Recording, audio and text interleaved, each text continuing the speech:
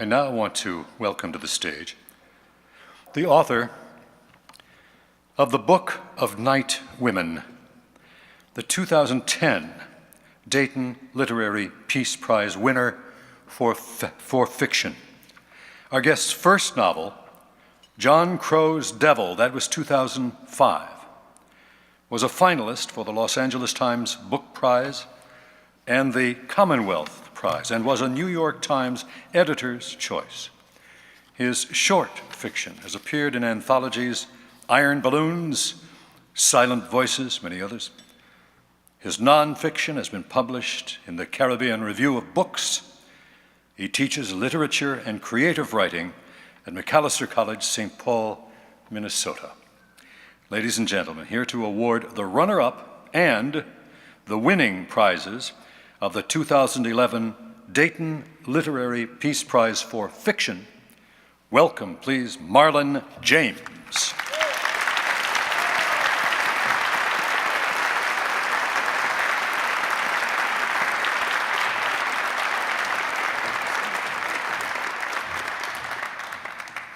It's interesting that in gratitude for giving one speech last year, Sharon now has me doing two. I saw that coming. It's so great to be back. I am so happy to be in Dayton. I was at Books and Company this morning, and I introduced myself as the local writer, which is kind of true now. You kind of stuck with me. That's not necessarily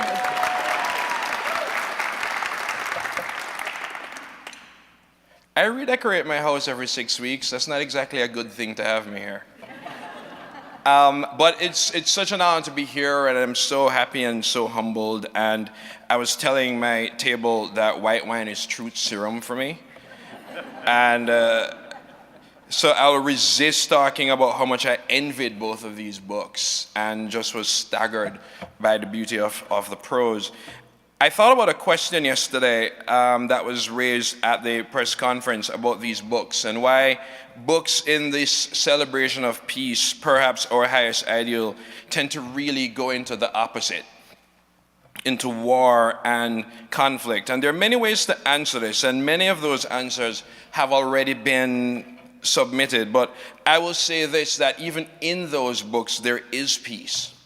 There is sisterhood, there is brotherhood, there is dignity, there is courage, there is love, because even in horribly tense situations, there is always a vision of what we were and what we might still be. And it's there in the incandescent beauty of Maaza Mengiste's prose. Beneath the Lion's Gaze is a novel. In that novel, a young boy rides a lion. And picture that image for a second, because it says volumes. Not just courage, but also a wide-eyed sense of innocence and wonder. Perhaps a boy rides a lion because nobody told him it cannot be done. And we need a new kind of thinking, and maybe a new generation of thinkers who have not been told that it cannot be done. Beneath the Lion's Gaze begins in Addis Ababa in 1974. The Emperor Haile Selassie is losing power. The first character we meet, Hailu, is having a bad day that is only about to get considerably worse. Mengiste from there shifts to multiple points of view, to even the doomed emperor himself, in a remarkable feat of empathy.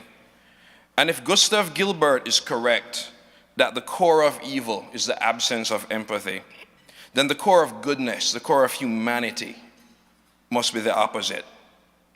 Beneath the Lion's Gaze is beneath the literal stare of a statue, but it's also what happens beneath our gazes. The evil that men do when we choose not to look, when we choose not to act. But beneath the Lion's Gaze is also a story about family, about honor, about truth and consequences, about how there is nothing coincidental about coincidence when you look at the cost of revolution.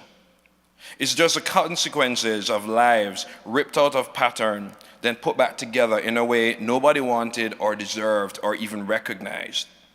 It's a novel where brutality happens, but also tenderness. It's a novel of forced silences fought by the tender shout of the novel itself, by its very existence. Salman Rushdie says we still need the novelist because who is going to speak truth to power? I would add, who else is going to teach us empathy? It's a great story, and like all great stories, it seems as if we've been waiting forever for it to be told. Ladies and gentlemen, Maaza Mengiste.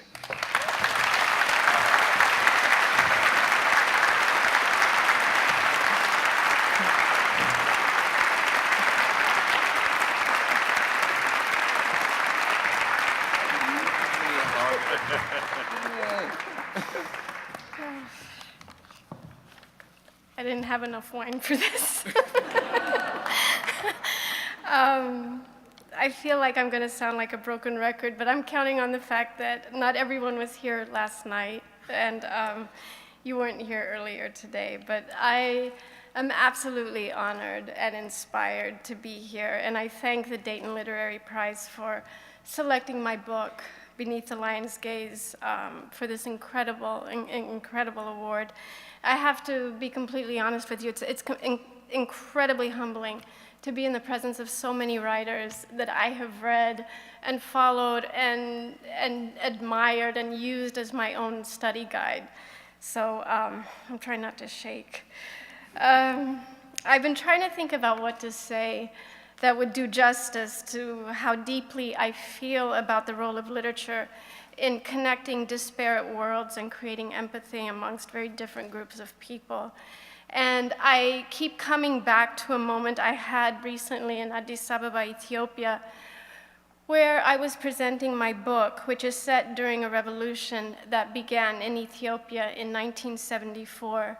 And many of the audience members for my presentation were former revolutionaries of the time that I wrote, and they were the ones who somehow managed to survive those bloody days, and they also chose to stay in their homeland, and now they were the ones that sat in front of me. And at the end of my presentation, one of them, a woman, stood up, and she was quite agitated and very upset, and she said, "Why do you want to remind us of these days? We have a rich and proud history in Ethiopia. Why pick this to write about?"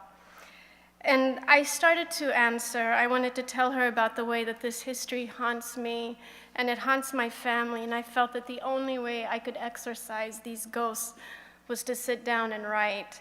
But before I could speak, another man who was very close to her age stood up. And I could see that even as he stood, he was beginning to shake. And he said, "I was one of the revolutionaries that you wrote about. And you were writing about me and my friends." And he had to pause here. And I saw him reach for the mic, and it was on this stand. And he reached for it and he held on as if that was the only thing that was keeping him standing upright. And he went on to tell me that he was jailed 7 times during the years of the revolution. And this is 7 times when most people never made it out after the first. And he told me of things he witnessed and those things that he was forced to do.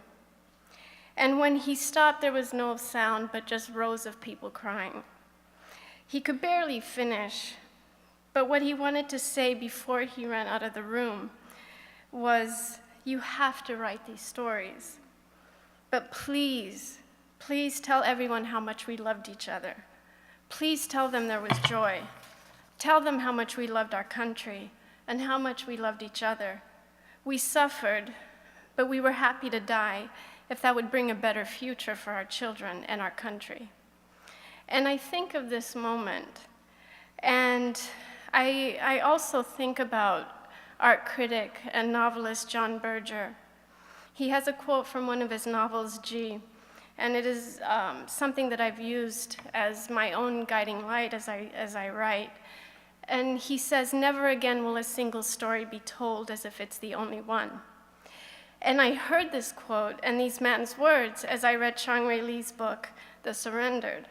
And I have to tell you, this is impromptu, but I had to tell you, Chang, that as I was reading your book, I called my mother, and I was telling her, I give her tips on what to write, and I said, to read, and I said, "I just read this book about the Korean War, And she said, "Oh, Maazi, don't you know we were there too?" And sure enough, I looked it up, and Ethiopia sent soldiers to Korea in that same war. And so as I read Chang Rei-Lee's book, and I discovered this indestructible, incredible character of Hector, I thought of this man that confronted me in Addis Ababa. But all of this reminds me that if we speak our stories to each other, and if we are willing to listen to what we say, we will find the common ground that we share. And so I am extremely, extremely grateful for the existence of the Dayton Literary Peace Prize and its affirmation of our shared stories and the path that literature opens for a generous kind of empathy that I really believe can make a difference. So thank you. I'm very proud.